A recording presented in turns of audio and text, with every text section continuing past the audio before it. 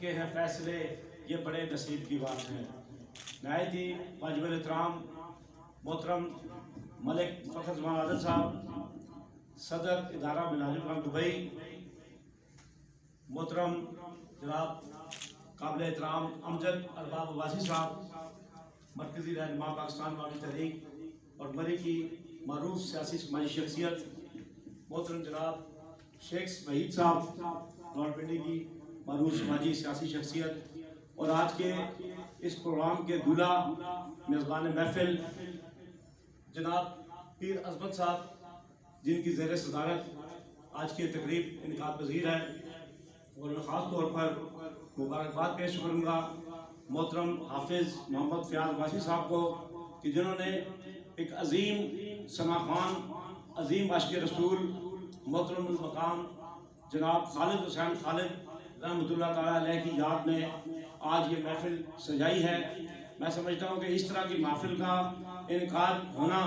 ہمارے موجودہ دور میں معاشرہ جس تنزلی کا شکار ہے، اس دور میں اس طرح کی محفل اور اس طرح کے لوگ جو دنیا سے چلے گئے، جو کہ عاشق رسول تھے، جنہوں نے اپنی پوری زندگی میں اللہ اور اس کے رسول کے نام کو لوگوں تک پہنچاتے رہے، حضور کی نعت پڑھتے رہے، حضور کی نعت کا پیغام کریہ پہنچاتے رہے، ایسے لوگوں کی یاد میں تقریب کا انعقاد کرنا، پروگرام کا انعقاد کرنا، میں سمجھتا ہوں کہ ہم سب پہ فرض ہے۔ آج دیکھیں لوگ یہاں کم ہیں، کوئی اور تقریب ہوتی ہے لوگ وہاں بہت سارے پہنچ جاتے ہیں، تو یہ میں اس کا کریڈٹ دیتا ہوں حافظ محمد فیاض عباسی صاحب کو جنہوں نے آج کی اس تقریب کا انعقاد کیا۔ تو میں خراج تحسین پیش کرتا ہوں